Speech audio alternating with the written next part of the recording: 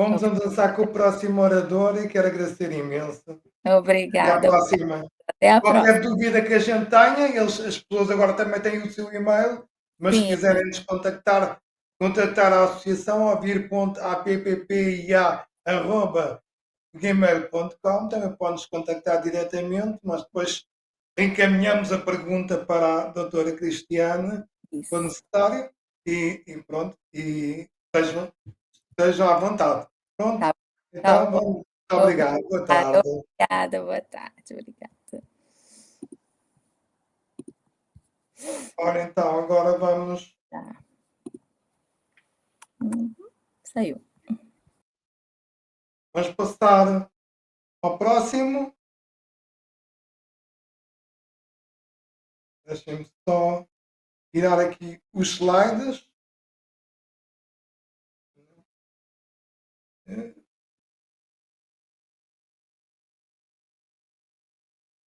Tirar os slides. Vamos passar à próxima convidada, doutora Catarina Moraes, que vai falar sobre, ora, reabilitação na presbiacusia, influência na demência. Já me tinhas falado sobre a presbiacusia antes, tem a ver com o envelhecimento da, da audição nos idosos, nas pessoas mais velhas, e vamos conhecer um pouco mais sobre este problema. Ora então, vou chamar a doutora Catarina Moraes. Um prazer. Olá, boa tarde, obrigada Ricardo, obrigada pela apresentação e pelo convite, e queria começar por dar-vos os parabéns por uma iniciativa como estas, e espero estar aqui à altura das restantes apresentações que já foram feitas. É verdade, neste momento só falhámos uma, mas o doutor Pedro Brás Silva pode ser que consiga mais tarde, vamos lá ver. Mas agora passamos à sua apresentação e Ora vamos bem, lá ver, então pode carregar a sua apresentação. carrego mesmo aqui os slides, não é? É apresentar Uhum. slides e PDF. Ok, isto mesmo. Fazer o upload. Enviar aqui.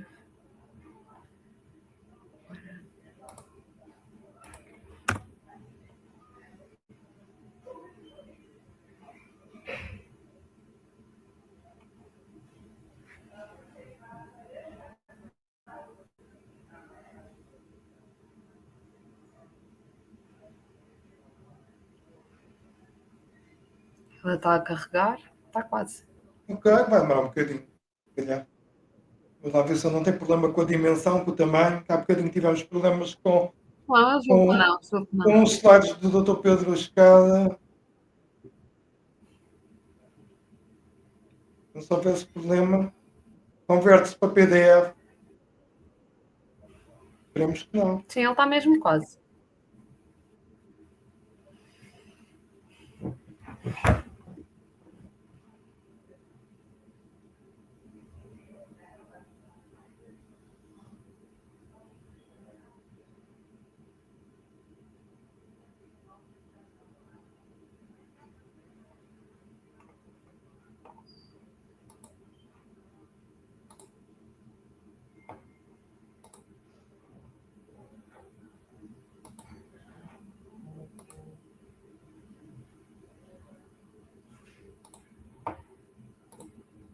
Ora, aí está. Ok, eu penso que ele já estará, certo? Esteja à vontade, doutora Catarina. Vamos então começar. Começo por apresentar-me. Eu sou médica interna de otorrinolaringologia no Hospital Egas Muniz, e antes de vos falar sobre este tema, gostava só também de vos apresentar aqui o serviço onde estou a realizar a minha formação. É um serviço universitário afiliado à Nova Medical School e participa na formação médica, quer pré-graduada dos alunos da faculdade, quer também depois na formação de internos da nossa especialidade e de outras especialidades. E no contexto deste dia é um serviço que tem uma equipa multidisciplinar de surdez, com vários especialistas, de otorrino, audiologistas, professora de ensino especial, enfermeiros, terapeuta da fala, psicóloga, intérprete de língua gestual, e é também um serviço que desde 2017 é um centro de referência para implantes cocleares, sendo que já foram realizados mais de 600 implantes no nosso centro. Além destas funções de atividade clínica e de formação de profissionais de saúde, o serviço também realiza atividade científica, quer em termos de produção científica, quer também em termos de colaboração com o Ministério da Saúde, como é, por exemplo, na elaboração das normas de orientação clínica da DGS, neste caso as que eu coloquei aqui, relativas aqui à parte de implantação coclear. Completei também a minha formação com um estágio no serviço dirigido pelo professor Thomas Lenners, em Hannover, no MHH e no German Hearing Center, onde realizei um estágio de surdez e de cirurgia otológica, nomeadamente de reabilitação auditiva. Passando então aqui ao tema que me foi lançado o desafio para falar hoje, reabilitação na presbiacúsia e influência na demência. Eu, depois de acabar por rever aqui a literatura e os artigos, até acho que mudaria um bocadinho o tema para reabilitação na surdez, e explico porquê. A demência, como nós sabemos, é um síndrome clínico que se caracteriza por uma deterioração das capacidades cognitivas. Todos nós, infelizmente, conhecemos alguém que já não se lembra tão bem das atividades do que é que tem que fazer no dia-a-dia, que deixa de reconhecer as pessoas da sua família, e esta deterioração destas capacidades cognitivas é um processo que não é um processo, sendo uma coisa frequente e cada vez mais recorrente, acaba por ser um processo patológico de envelhecimento, e a este síndrome nós chamamos de demência. E atualmente é um hot topic falarmos sobre a relação de tratarmos a surdez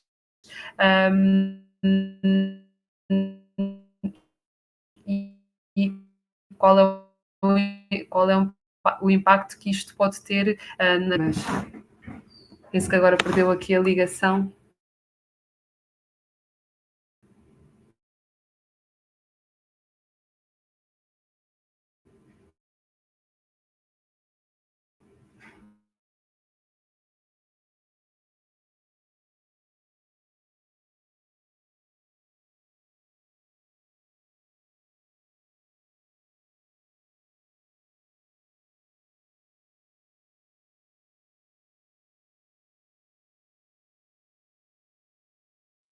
Ora, tivemos aqui um problema aqui. Estamos a ter aqui um problema com a transmissão da doutora Catarina Moraes. Ora, vamos continuar. Ricardo, eu penso que tive aqui um problema da rede. Conseguem ouvir-me agora? Ok. Pronto. Eu peço desculpa, vou recomeçar, não sei em que parte é que isto ficou perdido. Mas pronto, falar aqui da demência como um processo patológico de envelhecimento, e atualmente acaba por ser um hot topic falarmos do impacto que o tratamento da surdez tem na deterioração destas capacidades cognitivas. E eu acho que até podemos mudar aqui a presbiacúsia para surdez, porque na verdade a maior parte dos artigos que nós temos falam sobre surdez, independentemente da causa que ela tenha. E a presbiacúsia acaba por ser, como o Ricardo bem disse, a perda de audição associada à idade, mas na verdade a evidência científica que nos surge é mais ampla, portanto, para mais causas de surdez, e daí eu agora, a partir de agora na apresentação, falarei sempre de surdez e não apenas de presbiacúsia. Este tema surgiu, e falando agora um bocadinho de história, a primeira vez em 1883, quando os fisiologistas da era victoriana documentam pela primeira vez as alterações entre a perda visual e a perda auditiva e as funções cognitivas. E 100 anos mais tarde, o tema é revisitado pelo estudo de Berlim, publicado em 1994, o famoso Berlin Aging Study, em que se verificou que nas pessoas os declínios da audição e da visão eram seguidos por declínios cognitivos. Isto foi um estudo realizado numa população entre 25 a 103 anos e foi observado este padrão e esta correlação. E também se verificou outro dado muito interessante, que foi a associação independente da idade entre a função sensorial e a função cognitiva. Ou seja, independentemente da pessoa ser jovem ou ser idosa, quanto melhor a pessoa ouvisse, ou quanto melhor a pessoa visse, portanto, quanto melhor a função sensorial, melhor seria a função cognitiva. Em 2011, Lynn et al. Reporta que as pessoas com perda auditiva severa têm maior risco de desenvolver demência ao longo do tempo e chegamos então aos dias de hoje. E aos dias de hoje eu quero dizer o relatório que saiu ano passado, publicado pelo The Lancet, por uma comissão uma comissão do The Lancet sobre a prevenção e a intervenção e o tratamento da demência. E neste relatório surgem-nos vários fatores de risco que são modificáveis, ou seja, que se nós os tratarmos, diminuímos o risco de ter demência. E eis que a surdez surge no topo destes fatores de risco modificáveis. E porquê que isto, na verdade, é um problema e é um hot topic? Porque, além de a surdez vir no topo dos fatores de risco modificáveis para a demência, estima-se que que em 2050 o número de pessoas afetadas pela demência triplique. Nós, em 2019, os dados que temos são de 2019, sabemos que há cerca de 57 milhões de pessoas no mundo com surdez e este número vai triplicar. E isto acresce custos em termos de saúde e em termos de sociedade. Sendo que atualmente nós ainda não descobrimos uma cura para a demência. Ela até agora acaba por ser um processo mencionado como irreversível. Só que, enquanto que não conseguimos ainda curar completamente a demência, nós podemos atuar nos fatores de risco para diminuir a probabilidade de a desenvolver. E aqui a surdez, estando no topo dos fatores de risco e sendo uma doença que é altamente prevalente, e por altamente prevalente estamos a falar de uma incidência que vai dos 20% aos 26% nos indivíduos até aos 45 anos, mas depois quando falamos em indivíduos com mais de 70 anos, já estamos a falar de mais de metade, portanto 63% dos indivíduos, e é uma doença que é facilmente tratada com aquilo que nós chamamos de hearing aids, que podem ir desde um aparelho de audição a um implante coclear. E porquê que a surdez pode causar demência e porquê que nós, tratando a surdez, podemos eventualmente diminuir a probabilidade de causar demência? Isto é uma pergunta que é extremamente interessante e já muitos tentaram responder à mesma. E, na verdade, o consenso que existe atualmente é que este mecanismo é multifatorial, ou seja, existem várias causas, vários mecanismos e provavelmente todos eles em diferentes proporções contribuem para esta ligação. A primeira hipótese, que eu acho que é aquela que é mais lógica e mais fácil de todos percebermos, é a hipótese da causa comum.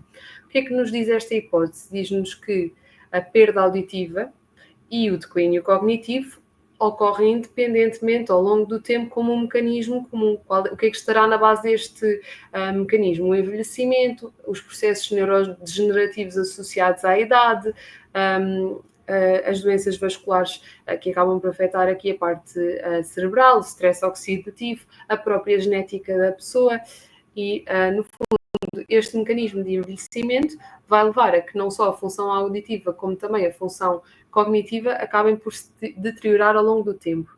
Mas aqui esta hipótese acaba por nos deixar aqui com uma questão, que é como é que então, se são dois mecanismos independentes que ocorrem paralelamente no tempo, como é que nós, tratando aqui a surdez, podemos melhorar a função cognitiva? Se são duas coisas independentes que estão só a acontecer ao mesmo tempo. E daí daqui desta questão acabaram por surgir outras hipóteses. A hipótese da carga cognitiva é uma hipótese muito interessante, que no fundo nos diz que indivíduos que têm uma grande perda auditiva, portanto que ouvem mal, alocam uma grande quantidade de recursos cognitivos para o procedimento de percepção auditiva. Ou seja, por outras palavras, uma pessoa que não ouve tão bem tem que estar a esforçar-se muito mais ativamente para conseguir perceber aquilo que lhe é dito. Está ativamente a fazer esse esforço. E ao estar a fazer um esforço maior que as outras pessoas para ouvir, acaba por ter recursos cerebrais que, ao estarem ocupados nesta tarefa, não estão ocupados noutras tarefas, por exemplo, a aquisição de memória. E nesse sentido, um hearing aid, portanto um aparelho de audição ou um implante coclear, pode aliviar este esforço cognitivo de tentar estar sempre a ouvir e, no fundo, redireciona estes recursos cognitivos para outras tarefas, nomeadamente a aquisição de memórias. Depois existe uma hipótese que eu acho que ainda é mais interessante, que é a hipótese do déficit sensorial. Nós sabemos hoje já que a falta de input sensorial pode levar à atrofia de certas áreas do nosso cérebro, portanto, estas alterações estruturais. E alguns estudos mostram que existe uma diminuição do córtex auditivo primário, que é a área do cérebro responsável pela audição, que mostram que esta área atrofia em doentes que têm uma perda de audição, ou seja, é quase como se nós pensássemos no cérebro como se fosse um músculo que, não sendo treinado, portanto, neste caso, o cérebro não está a receber a informação, tanta informação do ouvido, não sendo treinado, vai atrofiar, vai ficar um bocadinho mais pequenino. E o que acontece? Esta zona do cérebro responsável pela audição pode também ser responsável por outras tarefas e, portanto, ao termos esta atrofia, esta diminuição de tamanho, essas outras tarefas também podem ficar prejudicadas. Por fim, temos a hipótese do isolamento social, que eu também acho que acaba por ser até mais compreendida e até mais fácil de explicar, que é, no fundo, uma pessoa que tem dificuldade em acompanhar conversas acaba por ter um isolamento social progressivo. E é uma coisa que muitas vezes não a própria pessoa, mas os familiares nos transmitem quando vêm à consulta. E nós sabemos que também está descrita a associação entre o isolamento e a demência. E, no fundo, os hearing aids, portanto, uma prótese auditiva ou um implante coclear, pode proteger contra o isolamento na medida em que empodera o indivíduo a estar mais à vontade a participar em ambientes sociais. Se a pessoa tiver esta ajuda, acaba por não se isolar, não se resguardar, não participar e deixa de estar tão isolada e assim tem menos risco, obviamente, também de desenvolver depressão e outras psicopatologias que também podem estar associadas aqui à demência. Portanto, no fundo, não sabemos ainda qual é a causa exata e na verdade, a maior parte da evidência indica para que seja... Antes de mudar de slide, eu peço desculpa. Temos aqui uma pergunta a propósito disto. Esse esforço provoca mais cansaço em trabalhos barulhentos? Pergunta da Andreia Ferreira. Certamente que sim, é uma ótima pergunta e certamente que sim, um ambiente ruidoso é muito mais desafiante do que um ambiente silencioso em que estamos a ter uma conversa a dois, por exemplo, sem ruído. Acaba por ser muito mais desgastante do ponto de vista cognitivo estar num ambiente muito ruidoso a tentar fazer o esforço ativo de ouvir. Sim.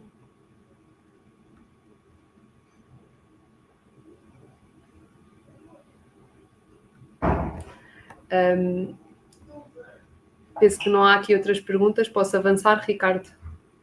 Pode continuar, não temos aqui mais nenhuma pergunta. Não sabemos o que é que estão a dizer no LinkedIn. Vamos saber mais logo. Okay. Mas depois a gente partilha.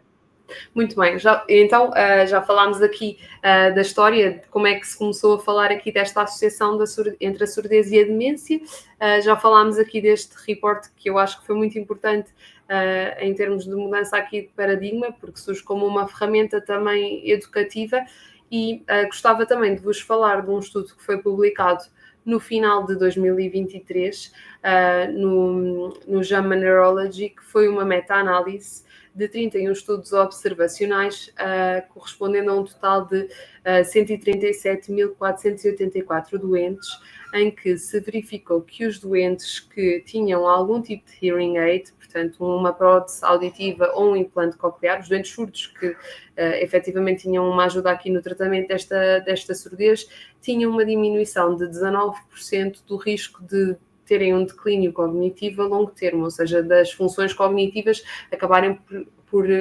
diminuir. E verificou-se também que a curto termo, portanto, num follow-up mais curto, que estes doentes tinham uma melhoria nos scores obtidos nos testes que se usam para avaliar a função cognitiva. Uma meta-análise na medicina acaba por ser um grau de evidência muito elevado. Uma coisa é termos um pequeno estudo que avalia alguns doentes, outra coisa é já termos uma meta-análise que é um conjunto de estudos e que avalia se estatisticamente todos os estudos estão a indicar, estão a dar-nos uma informação para o mesmo sentido ou para sentidos mistos, e neste caso acaba por ser um instrumento também educativo para os nossos doentes, quando lhes falamos da reabilitação auditiva, porque até aqui sabíamos que a surdez aumentava o risco de demência, e este é o primeiro grande estudo deste nível de evidência que nos vem dizer que se nós tratarmos a surdez, que o risco de ter demência ou um declínio cognitivo acaba por diminuir. Portanto, acaba, como eu vos disse, e frisando mesmo aqui, é a primeira síntese quantitativa que associa a reabilitação auditiva e o declínio cognitivo. Portanto, outras meta-análises feitas antes tinham estabelecido o aumento de probabilidade de uma pessoa ter demência e declínio cognitivo nos doentes com hipoacúsia, e este estudo acrescentou, porque nos diz que se corrigirmos este déficit sensorial, o declínio cognitivo vai ser mais lento, pelo menos. Portanto, o que é que eu gostaria de vos passar como mensagens finais desta apresentação? Cada vez mais existe uma evidência crescente da surdez como um fator de risco para a demência. E nesse sentido, o tratamento da surdez é importante por todas as razões que vão ser mencionadas aqui neste dia, e também para a diminuição do risco da demência. E, no fundo, é fundamental nós atuarmos, quer em termos de tratamento, quer em termos da prevenção. E penso que isto também será coberto aqui noutras apresentações aqui de hoje. Agradecer-vos aqui a vossa atenção e a vossa presença, e pronto, estou disponível para dúvidas. Ora, muito obrigado, doutora Catarina Moraes. Foi uma excelente apresentação aqui para completar aqui o nosso percurso de vida. Já tínhamos tido uma abordagem ao longo da vida, aquilo que se passa em termos audiológicos. Agora, na próxima apresentação, vamos aguardar a professora Margarida Serrano, numa lógica de intervenção precoce, também a falar sobre o ponto de vista audiológico, portanto, é uma audiologista, portanto, vai abordar o tema. Já tínhamos ouvido falar também sobre os centros de referência para implantes cocleares. Agora, eu se calhar ia propor, agradecer antes de mais à doutora Catarina Moraes, e vamos com certeza reencaminhar perguntas caso nos façam chegar, e vamos dizer mais uma vez nosso e-mail, ouvir.appia@gmail.com. Também podem ir ao nosso site ouvir.pt e enviarem mensagem através do formulário que lá está. Nós receberemos a vossa mensagem e depois reencaminharemos a quem for a pergunta. E eu se calhar ia propor, uma vez que estamos um pouco adiantados neste caso, fazemos uma pausa de 5 a 10 minutos, que eu já venho, para bebermos um café, eventualmente, e depois já regressamos com a professora Margarida Serrano, assim espero, e portanto vamos então fazer esta pausa. Obrigada.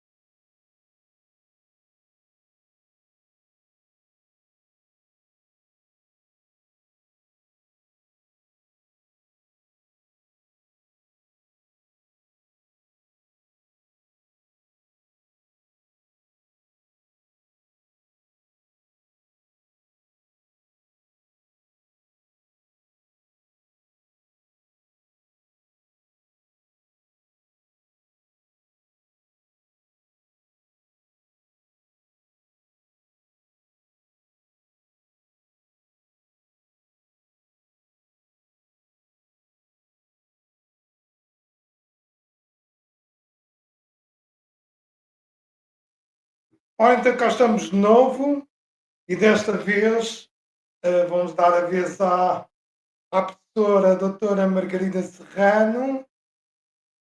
Ora, muito bem.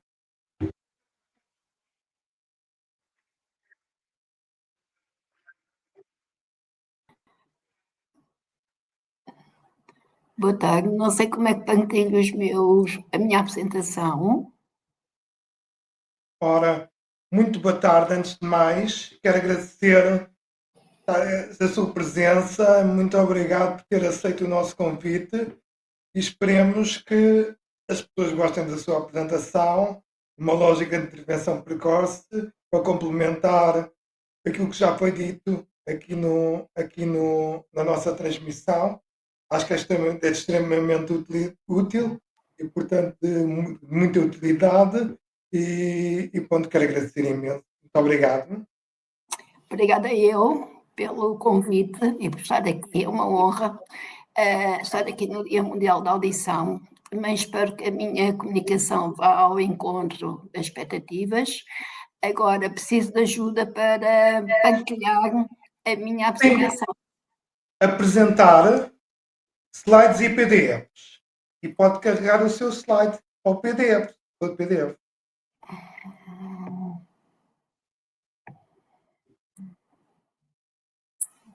Posso ir ao meu computador, não é isso?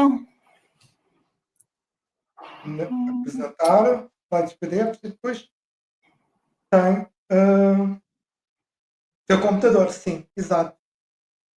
E depois aparece-me aqui várias coisas. Tem que escolher o que quer. Não, no momento você está usando... Ui, não sei fazer isto. Preciso mesmo de ajuda.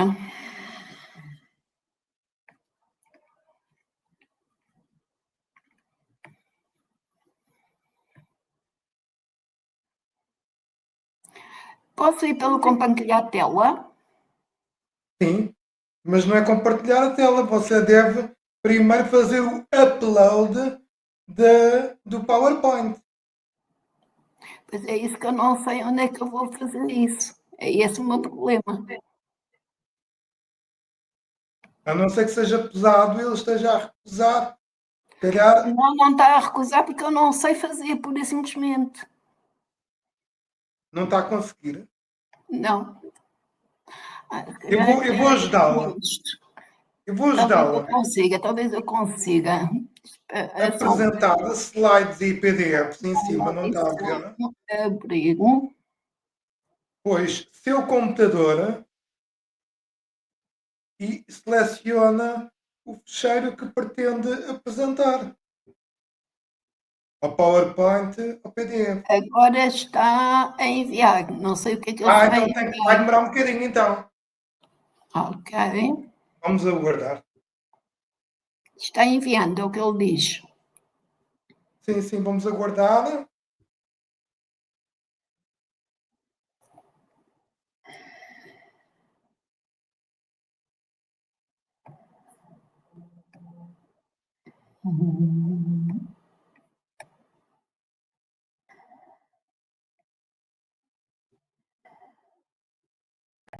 Ora, lá está. Já está? Muito bem. Ai, Pode agora sou eu começar. que não estou.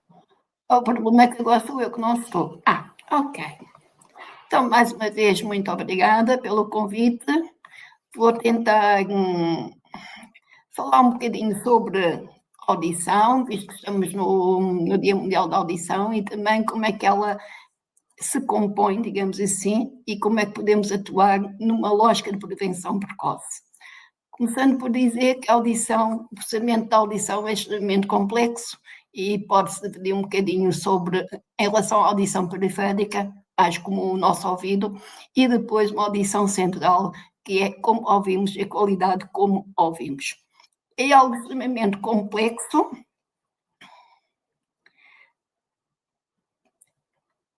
porque vai fazer com que nós tenhamos que prestar atenção, não é só ouvir, é escutar, ou seja, ouvir com atenção, depois associar cada som com uma resposta, armazenar esta associação em memória e depois, ou passar para a memória de longo prazo, ou esquecer esta associação e a resposta que nós temos. Ou seja, toda a audição está muito ligada com a cognição, a atenção, a memória, mas também com as emoções, porque vai depender muito do dia e da hora em que nós ouvimos, ou mesmo aquilo que nós estamos a ouvir, digo, escutar.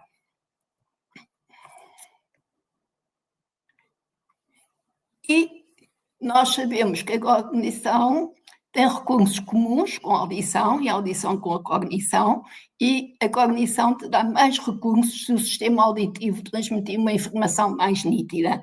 E, no fundo, a cognição é como que a ligação entre a sensibilidade periférica da audição e depois as habilidades, as aptidões centrais da audição.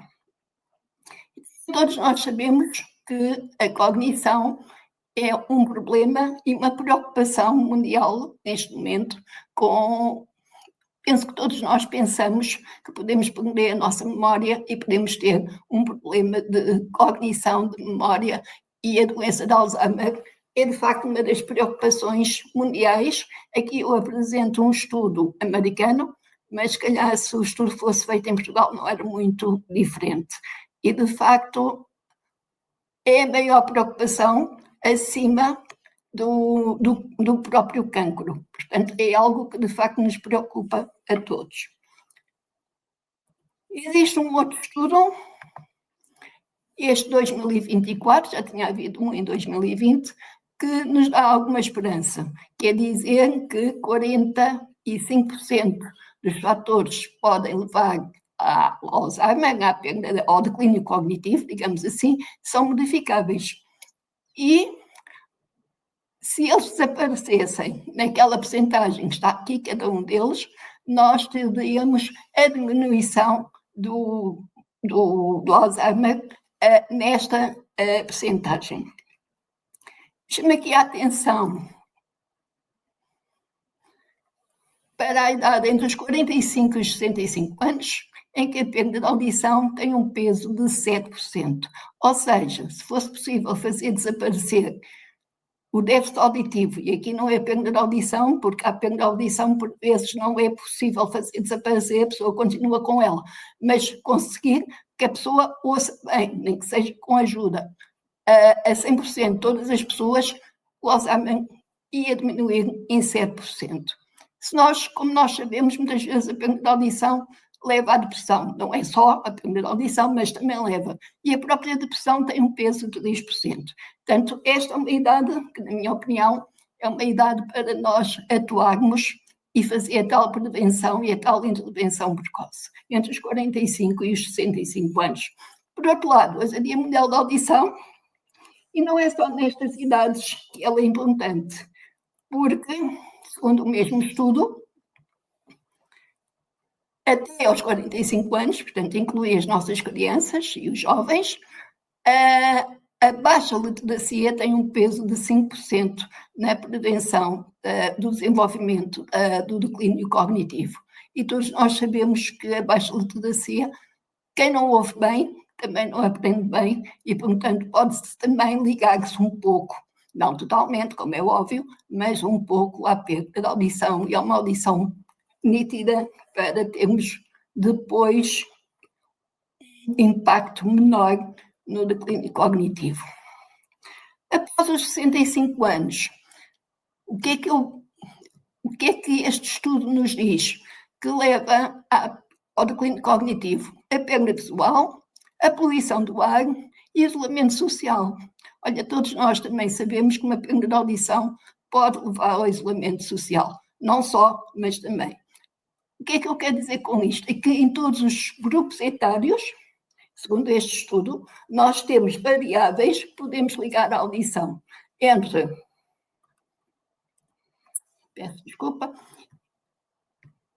entre os 45 e 60 anos diretamente, temos aqui mesmo perda de audição com impacto de 7%, mas depois, em todas as idades, nós podemos dizer que uma perda de audição pode levar a uma baixa literacia e uma perda de audição leva muitas vezes ao isolamento social. Claro que tudo isto tem a ver com a reserva cognitiva que cada pessoa pode ter e que vai sendo dada e somada ao longo da vida, mas nós vemos aqui, mais uma vez, uma boa audição, uma audição preservada, uma boa educação e um treino cognitivo leva a uma melhor reserva cognitiva depois para conseguirmos um menor declínio cognitivo. Agora podemos perguntar, mas como será que a qualidade da escuta e a qualidade da cognição está relacionada? A escuta depende de uma boa cognição e de uma boa cognição depende de uma boa escuta? Sim, mas como e porquê? Segundo alguns estudos e que estão aceitos, o que é que vai acontecer? Existem os mesmos recursos que são partilhados tanto pela memória de trabalho como pelo processamento auditivo. Eles são partilhados tanto de igual modo e não há mais, só há aqueles para partilhar. O que é que vai acontecer? Quando existe uma perda de audição, existe uma maior carga cognitiva na escuta. Escutar, ouvir com atenção, como eu comecei a falar. Existe também uma redução da parte social, ou seja, maior isolamento social. E existe alteração nas estruturas cerebrais. Portanto, no fundo, pode vir a haver um maior esforço na escuta, um maior esforço auditivo. Esta é uma das teorias que liga a memória e a audição. É, de facto, os recursos serem os mesmos e depois levar à perda de audição. Claro que não é só a perda de audição que leva à cognição, à perda de cognição, é também uma boa cognição tem que estar presente para termos uma boa escuta, uma boa audição, especialmente em ambientes adversos. O que é que vai acontecer na perda de audição? Os recursos não vão ser igualmente distribuídos entre a memória de trabalho e a escuta. E, portanto, a memória de trabalho fica com menor recursos. Alguns factos, tanto em ambiente acústico desafiador, a pessoa tem que confiar mais na memória de trabalho auditiva e a memória de trabalho mantém e manipula a informação. Se nós não entendemos uma palavra, ficamos à espera, ela fica em memória e fica à espera que o contexto semântico possa fazer com que nós entendamos essa palavra corretamente.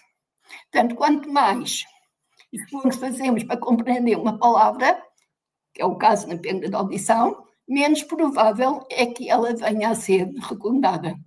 Não podemos esquecer também que o cérebro é um músculo, portanto, a lei do uso e do desuso também se aplica ao cérebro. E precisa de ser estimulado e treinado para conseguirmos ter uma boa audição, tanto da sensibilidade como depois das aptidões centrais. Na perda de audição, a pessoa esforça-se para escutar, para entender. Há um esforço auditivo. Eu fiz de propósito este slide, é difícil de ler, mas no fundo aquilo que acontece na visão, neste slide, acontece também na audição. A pessoa tem que se esforçar para conseguir ler, tem que se esforçar para conseguir ouvir. O que é que vai acontecer no esforço? Vai depender de muita coisa, designadamente da motivação da pessoa e do ambiente. Porque se a motivação for baixa, eu não quero ouvir, não quero escutar, não me entendo, não vale a pena. Ok, o esforço é baixo. Por outro lado, se estivermos num ambiente muito ruidoso, muito adverso, ok, acabamos quase por desistir porque não conseguimos também entender, não conseguimos também perceber.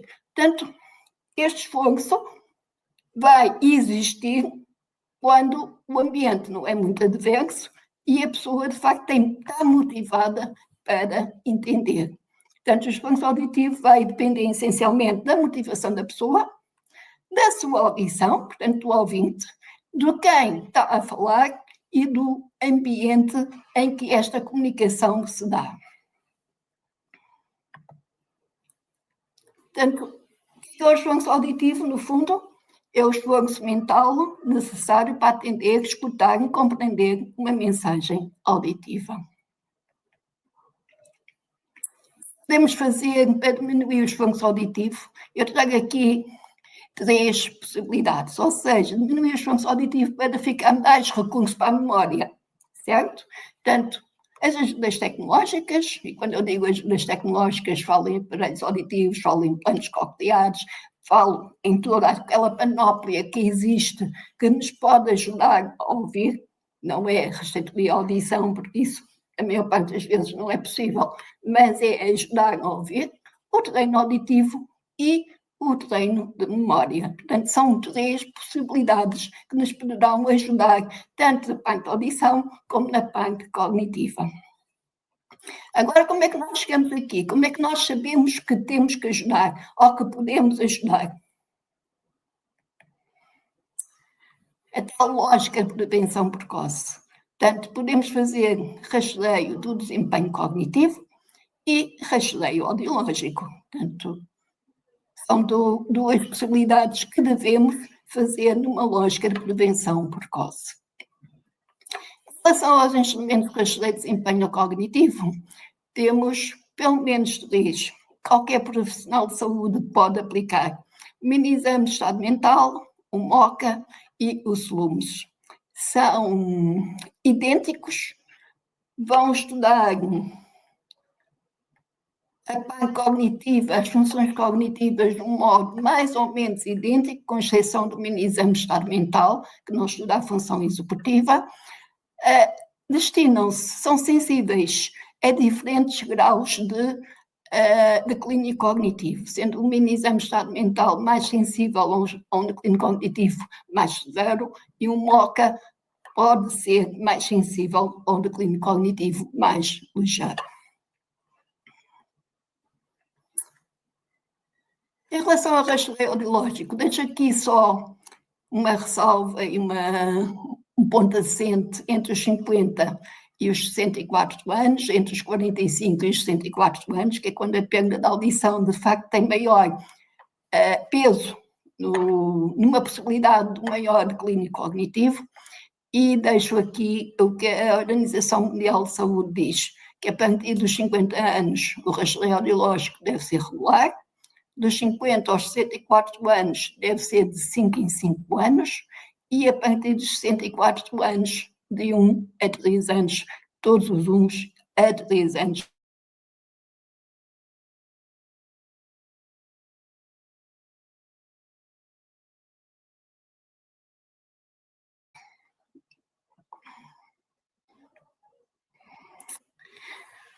De facto, se nós queremos ter uma audição para a vida, temos que fazer prevenção e intervenção precoces, ter uma lógica de prevenção e não de remediar, e para isso é preciso que haja profissionais de audiologia, profissionais de audição na proximidade das populações.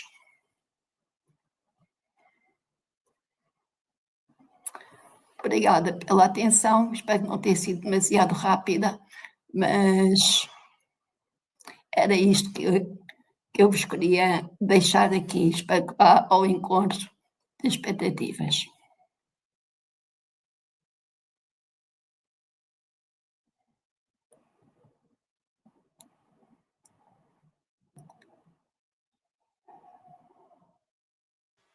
Ora, muito obrigado, professora doutora Margarida Serrano. Estava aqui a ver aqui possíveis comentários, mas ninguém está a comentar. De qualquer forma, nós vamos tentar ter disponível, depois no final, vamos tentar ter disponível as apresentações no nosso canal do YouTube.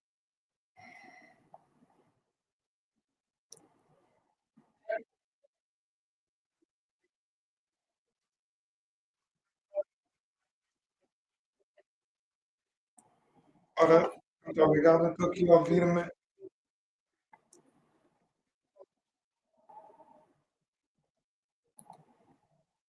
Estava-me a ouvir a mim próprio aqui. Eu peço imensa desculpa, mas muito obrigado, doutora Margarida Serrano.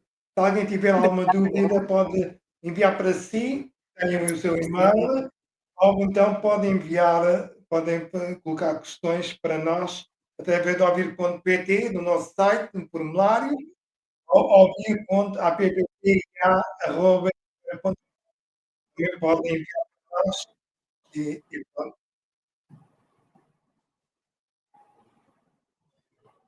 Certo. Muito obrigada. Muito obrigado. E vou sair, tá bem? Obrigada.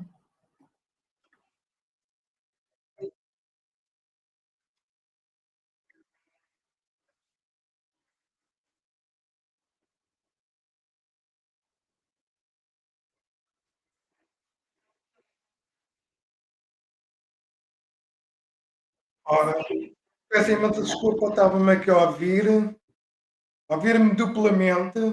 Havia aqui um problema aqui de som, porque há bocadinho abri para ver se havia algum comentário nos outros streams, nas outras plataformas.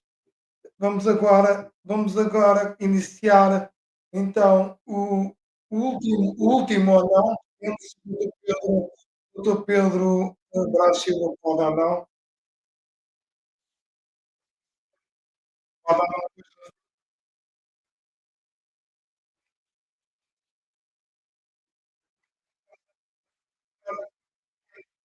Vamos então agora para a apresentação da doutora Luísa Monteiro. Olá, muito boa tarde. Olá, boa tarde a todos. Em primeiro lugar, gostaria de dar os parabéns mais uma vez à Associação Ouvir e ao seu presidente, o engenheiro António Ricardo Miranda, por esta iniciativa que é louvável. Vamos estar ao vivo a falar de temas que são muito importantes neste Dia Mundial da Audição, que desde há anos é celebrado pela Organização Mundial de Saúde através do World Hearing Forum.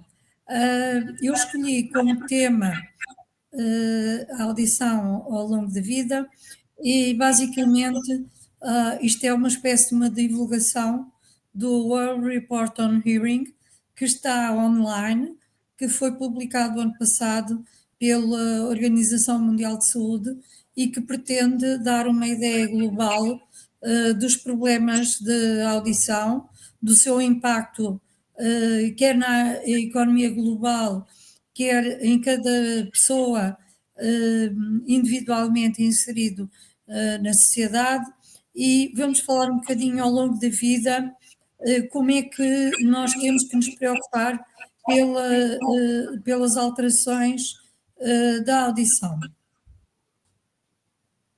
Ora bem, muito obrigado. Pode começar Vamos ver se eu consigo, é a primeira vez a compartilhar. apresentar slides PDFs, depois seu computador e passa o Espera upload. só um bocadinho. Slides e PDFs e depois o seu computador. Seu computador e selecione o fecheiro que pretende apresentar.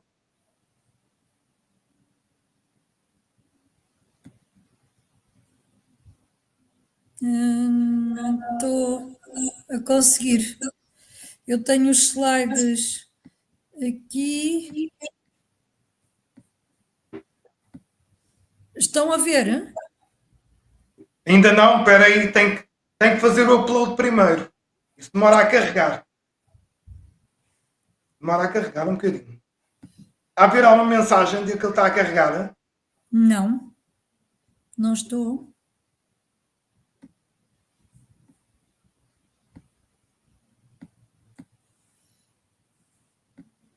Parar, configurações, apresentar. Deve ser aqui onde diz apresentar. Apresentar slides e PDFs. Slides e PDFs. Não é compartilhar E a tela. Seu computador a selecionar o fecheiro.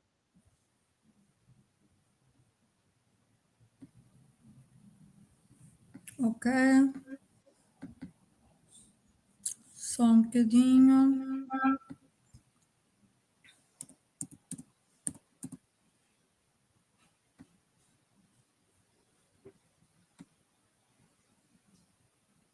Pronto, deve ser isto. Este é diferente do Teams do Zoom. E, portanto, Sim, é diferente das para quem não plataformas está, de videoconferência, é diferente. não é tão fácil. Tem que fazer primeiro, carregar o fecheiro primeiro. Já está a processar, portanto, não deve demorar muito tempo. Eu também não vou perder muito tempo. O que eu gostaria de chamar a atenção era realmente as diversas fases da vida, fatores protetores e fatores desencadeadores da perda auditiva. Pronto, agora já estão a ver, certo? Agora, Sim? ora, Estão a muito ver? bem. Pode então continuar. Pronto. Então, tal como a Organização Mundial de Saúde e o WHF eh, salientam, a importância da audição é muito grande em qualquer fase da vida, e a sua perda, se não for corretamente resolvida, tal como a professora Margarida Serrano anteriormente disse, tem um impacto muito grande, quer individualmente, quer na sociedade considerada como um todo. Estes números são números assustadores, e pensa-se que cerca de 1,5 bilhões de pessoas vivem atualmente com algum grau de perda auditiva.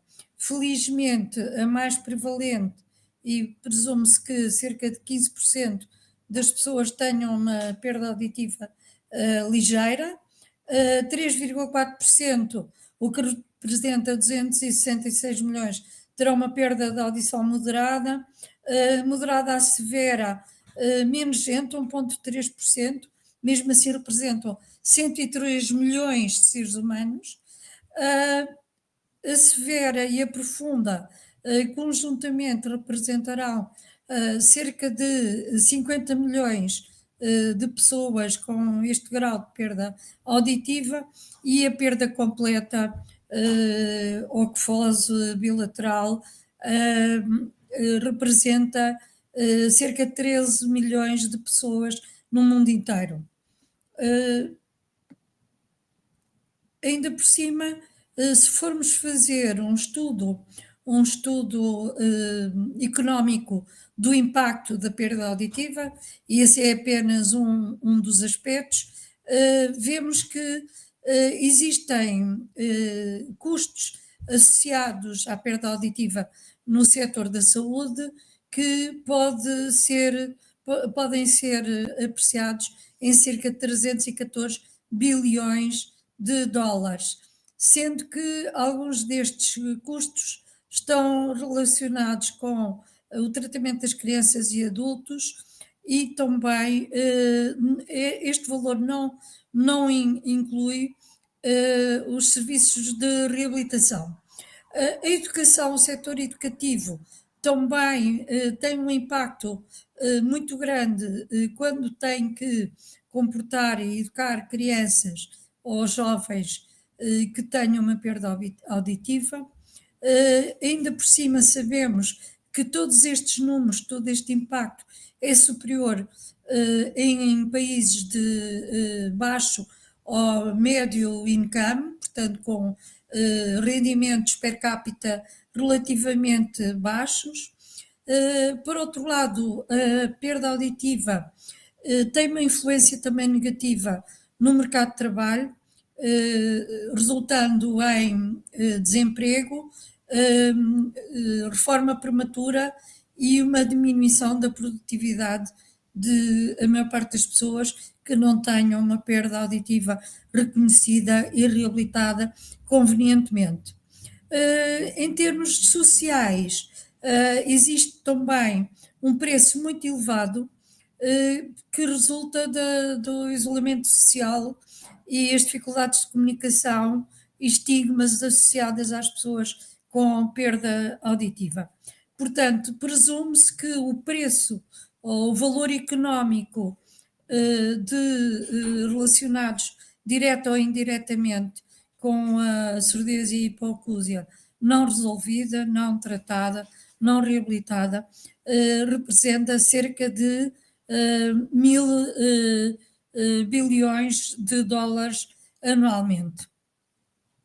E então, o que é que nós temos que enunciar quando nos estamos a preocupar com a trajetória auditiva ao longo da vida das pessoas? Existem fatores protetivos ou protetores e existem fatores que podem desencadear mais precocemente ou mais intensamente a perda auditiva ao longo da vida do ser humano.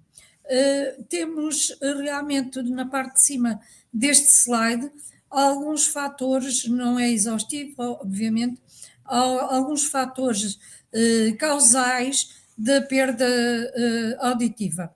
Temos, por exemplo, um que é extremamente importante e que, por enquanto, não é passível de resolução, que são os fatores genéticos. Os fatores genéticos representam entre 40% a 50% das causas de perda auditiva e podem ter a sua expressão logo no período neonatal, portanto, ser uma perda auditiva, uma surdez congénita, ou pode aparecer ao longo da vida, ao longo das várias décadas, mas normalmente tem uma expressão nas primeiras décadas de vida. A otosclerose, que é uma doença eventualmente ligada a fatores genéticos, mas que felizmente, na maior parte dos casos, pode ser corrigida através de cirurgias ou de adaptação protética. Temos fatores relacionados com infecções graves do sistema nervoso central, nomeadamente meningites bacterianas, que na nossa sociedade diminuíram significativamente com a introdução de vacinas para todas as crianças, vacinas contra o pneumococcus e também a Neisseria meningitidis, e portanto hoje em dia felizmente vemos muito menos perdas auditivas relacionadas com infecções como a meningite, desde que existem estas vacinas no plano nacional de vacinação. Existem produtos que podem ser tóxicos, quer em regime de medicina do trabalho, portanto, do desempenho laboral, o consumo de tabaco, que está associado a uma perda de audição progressiva e que por vezes só se manifesta na segunda ou na terceira idade, patologia do ouvido médio, patologia crónica do ouvido médio, otites médias crónicas, perfurações do tímpano, colestetomas, que sobretudo em países em que não existem sistemas globais de proteção e de medicina, têm um impacto muito grande. O consumo de alguns medicamentos que são importantes para salvar a vida das pessoas, mas que podem eles próprios ter como efeito secundário a perda auditiva, um conjunto de situações que são cumulativas e que podem provocar a perda auditiva relacionada com a idade, desequilíbrios alimentares, a exposição a sons muito elevados, quer em ambientes laborais, quer em ambientes de recreio, portanto, pessoas que frequentam concertos com grandes amplitudes de música muito intensa durante muito tempo, ou que usam fones com grandes níveis de saída, volume de saída. Temos também os traumatismos cranianos, determinadas doenças hormonais, o hipotiroidismo, por exemplo, ou outras doenças relacionadas com qualquer fase da vida da pessoa. De qualquer modo, há impactos que são mais importantes durante a gravidez, portanto, quando o feto está a ser formado, ou até no período perinatal, e que podem ser corrigidos, podem ser alterados com bons sistemas de saúde e com vigilâncias apropriadas. Por outro lado, existem alguns fatores protetivos, alguns serão também genéticos ou étnicos. Por exemplo, sabe-se que as pessoas de raça negra têm um menor declínio da audição ao longo da vida, portanto, na terceira idade, os idosos têm normalmente menos perda da audição do que noutras pessoas de etnias diferentes. Temos também o aleitamento materno, que representa um fator protetor contra doenças infecciosas e inflamatórias que são muito prevalentes, por exemplo, na infância. A utilização de equipamentos de proteção em equipamento laboral e também recreativo. Há países em que a venda de bilhetes para concertos de música rock e pop é acompanhada de uma oferta de tampões protetores e isso pode contribuir quer diretamente para a proteção do indivíduo em si, quer também para um nível de alerta contra os sons muito altos, sobretudo se forem durante muito tempo. São fatores determinantes da capacidade auditiva de um indivíduo, por exemplo, na idade adulta, determinados patamares, como por exemplo a linha de base com que a pessoa começa a sua audição ao nascer. Uma pessoa que tem uma audição normal quando nasce vai ter um futuro auditivo cumulativo diferente de uma pessoa que, por exemplo, tenha uma perda moderada bilateral e que ao longo da sua vida vai ter exposição a fatores que podem prejudicar a sua audição. Sabemos que alguns dos fatores que podem causar perda auditiva já foram enunciados previamente, fatores genéticos, fatores biológicos, como por exemplo doenças sistémicas, hipertensão, diabetes, podem precipitar a perda auditiva, porque têm uma influência muito grande, sobretudo a nível da microcirculação e do ouvido interno, obviamente, e todo o sistema nervoso central, comportamentos que podem ser desadequados, tais como a exposição ao ruído e realmente fatores ambientais, dos quais talvez o mais importante sejam os sons muito altos e o ruído. E, portanto, em sociedades em que haja campanhas, como por exemplo esta que estamos a fazer hoje, amplamente disseminadas, em que pode haver fatores protetivos, estes fatores de proteção vão contrariar fatores de precipitação de perda auditiva e é nessa área que nós temos também de ter uma ação educativa e preventiva.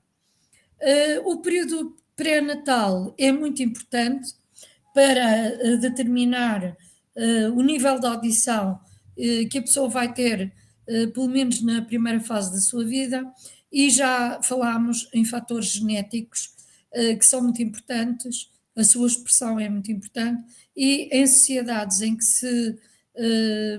se verifique um alto nível de consanguinidade entre os pais, as doenças genéticas podem ser mais prevalentes, porque se podem associar dois genes que no pai e na mãe podem não se expressar, mas quando se juntam os dois no feto pode ter uma expressão, neste caso, de uma perda auditiva.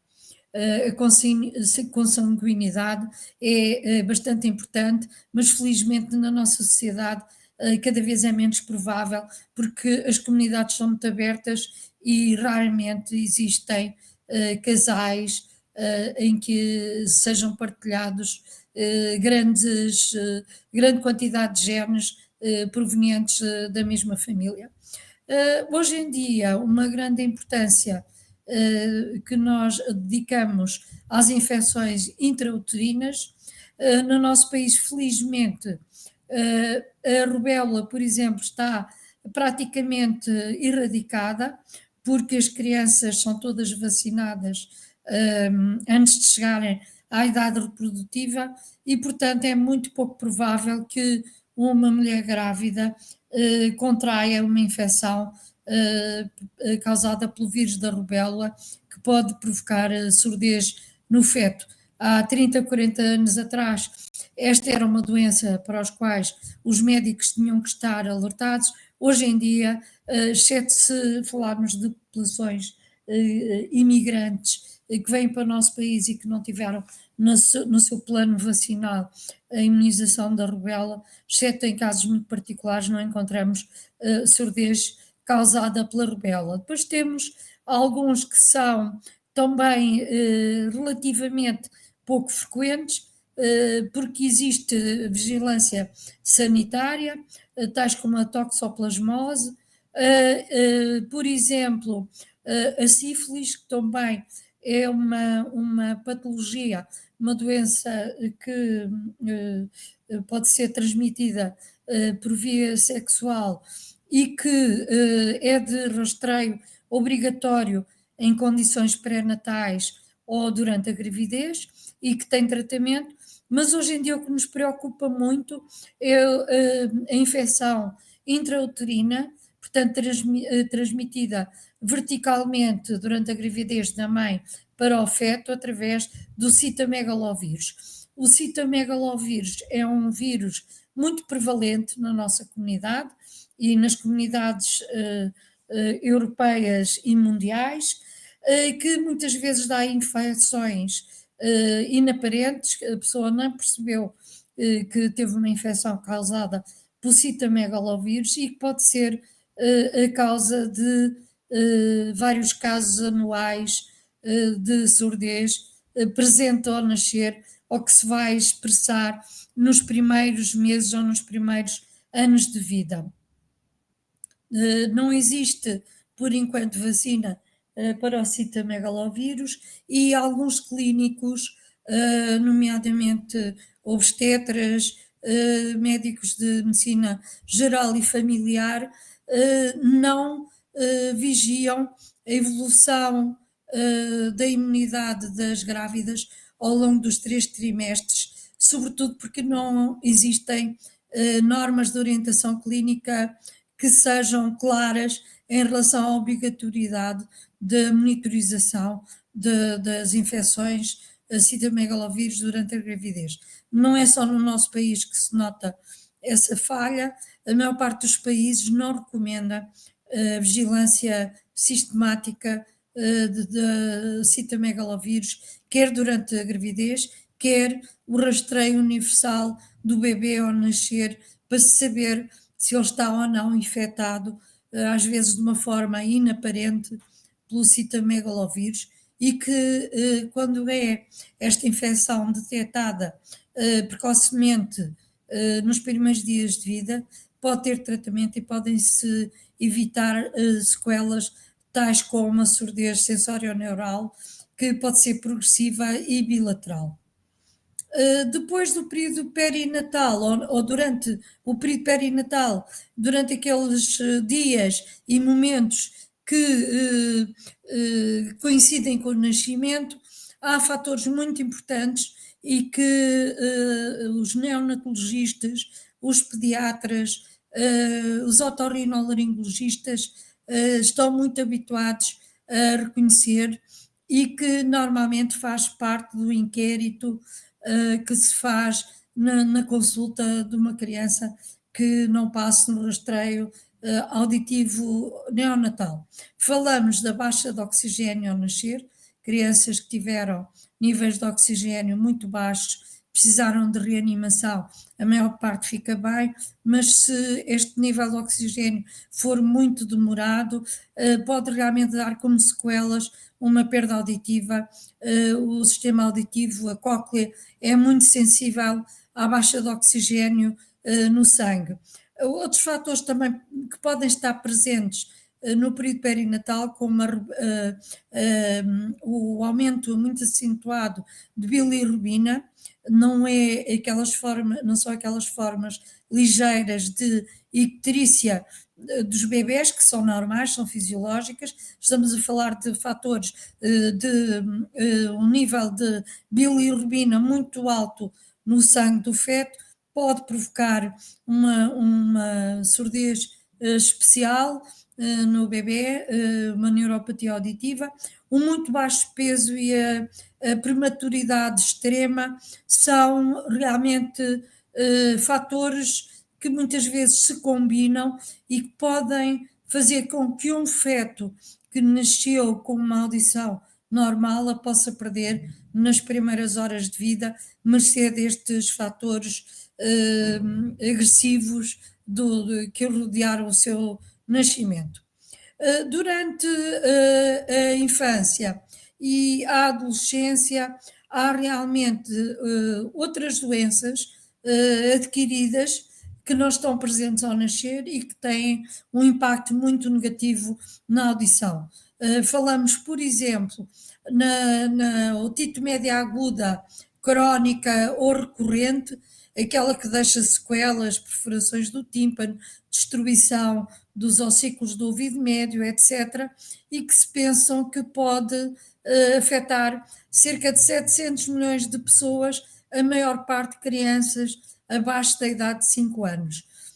Estes números são, sobretudo, importantes em sociedades com menos meios financeiros e menos apoio de serviços médicos. E realmente a Organização Mundial de Saúde, neste momento, tem material de ensino e de treino de profissionais de saúde menos qualificados à partida em países de fracos recursos para que seja tratado e prevenido as sequelas das otites médias agudas da infância ou crónicas. Outras doenças que já falámos, nomeadamente meningites e infecções podem ser virais ou de parasitas do sistema nervoso central. No nosso país, felizmente, já não são frequentes, mas, por exemplo, em África, a malária, o plasmódio, o falciparum, pode ser uma das causas de surdez sensoroneural que afeta os adultos e as crianças e os adolescentes. Na idade adulta, temos formas relativamente benignas e tratáveis como a autoesclerose, mas temos depois um conjugar de fatores relacionados com o estado geral do indivíduo, que eu também já falei, a diabetes, a hipertensão, situações que levam à arteriosclerose precoce, a obesidade, o uso de tabaco, o fumar de tabaco, que podem precipitar e agravar o envelhecimento normal do sistema auditivo. Portanto, tudo isto são fatores em que nós podemos realmente atuar, reconhecendo precocemente e fazendo diagnósticos precoces, corrigindo quando for possível e reabilitando em circunstâncias em que a reabilitação auditiva está indicada através de adaptação de aparelhos de ajuda à escuta, próteses auditivas, sistemas FM e também através de cirurgias, implantes. A humanidade em geral precisa de muito mais implantes, multiplicado por 1000 vezes aquilo que se está a utilizar hoje em dia, não chegaria para cobrir todas as necessidades de todos os países, de pessoas que não têm acesso a cuidados diferenciados de reabilitação auditiva. Existem outros fatores negativos que podem acontecer ao longo da vida, em qualquer momento da vida da pessoa. Uma é facilmente tratável, mas muitas vezes as pessoas não têm acesso a serviços de saúde. Estou a falar de uma causa relativamente comum e simples, como o impacto cerumen bilateral, que é muito importante, sobretudo em pessoas que já têm algum grau de deficiência auditiva. Há um estudo feito, liderado pela professora Helena Caria, um rastreio feito em instituições de internamento de idosos, em que mais de 30% dos idosos têm rilhões de cerumen impactados e que, se não forem extraídos, pura e simplesmente vão ter um impacto ainda maior na perda e no declínio auditivo próprio dessas idades. Os traumatismo craniano, as fraturas do osso temporal ou do rochedo, também podem ser uma causa de surdez em qualquer idade, desde uma criança pequena até um idoso que está normalmente mais sujeito a quedas. Outros fatores ao longo da vida que temos que conhecer e prevenir, e hoje em dia estamos muito interessados em divulgar o trauma acústico. O trauma acústico pode-se verificar durante o exercício profissional e existe legislação, quer de proteção contra ruído industrial, quer também através de rastreios de medicina laboral que são obrigatórios.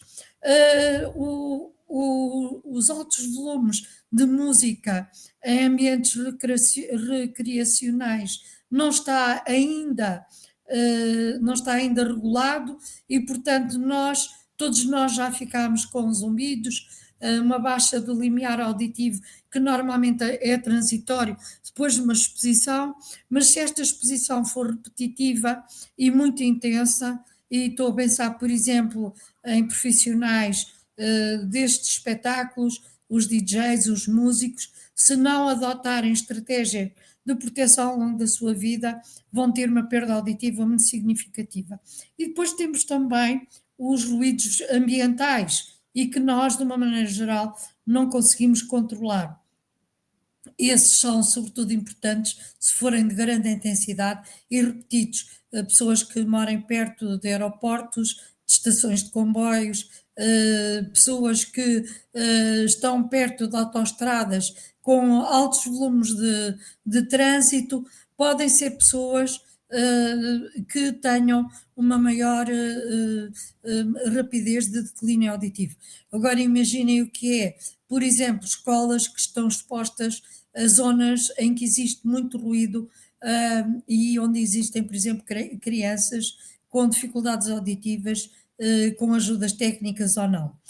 Existem também medicamentos que podem provocar diminuição da audição, felizmente são muito poucos e estão amplamente reconhecidos pela comunidade médica e, portanto, hoje em dia não é muito frequente um paciente ter perda de audição, exceto em situações graves, como por exemplo pessoas sujeitas a quimioterapia com determinados agentes anticancerígenos, mas são poucos.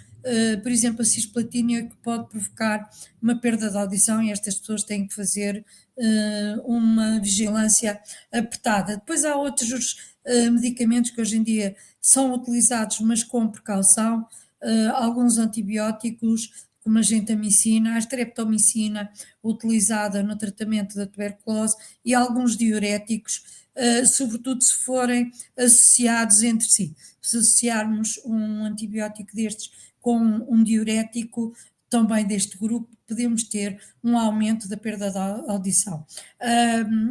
A aspirina, em altas doses e recorrentemente, pode também provocar uma ação tóxica da cóclea e uma perda de audição.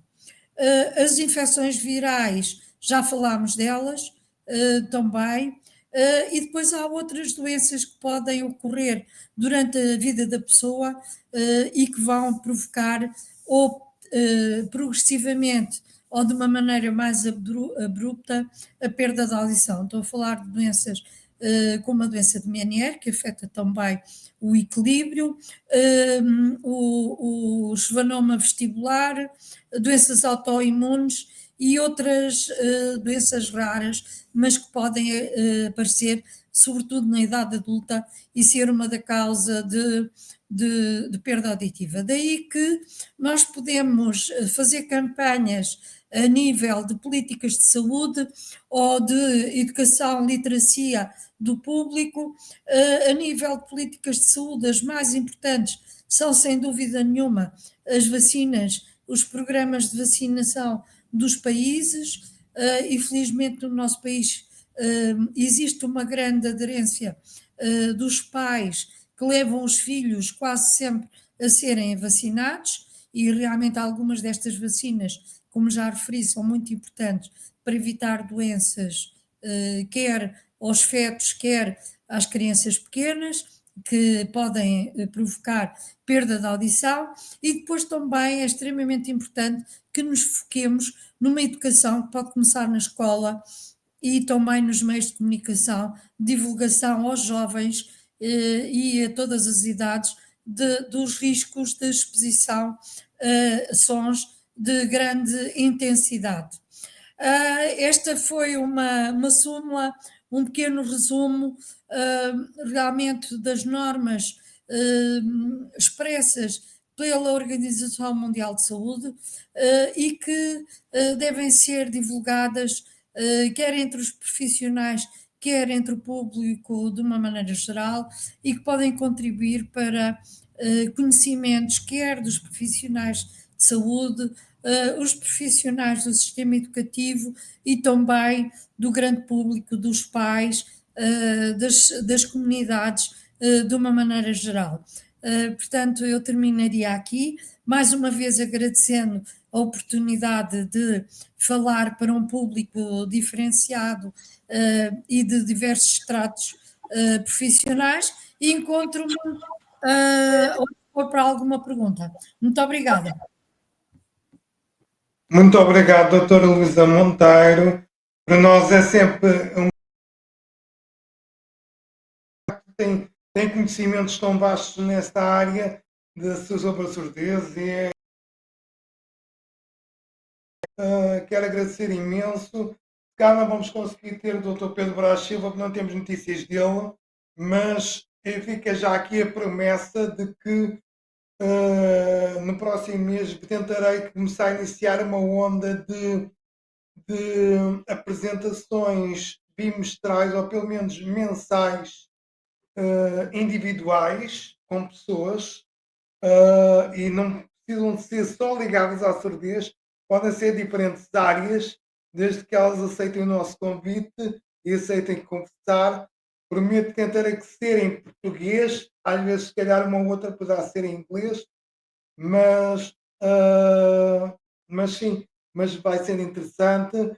E a primeira apresentação nós vamos tentar que seja o Dr. Pedro Brás Silva, para poder colmatar aqui esta falha em que ele não pôde apresentar a parte dele aqui no Dia Mundial da Audição. Pronto, quero agradecer imenso a vossa participação, todos aqueles que cá estiveram.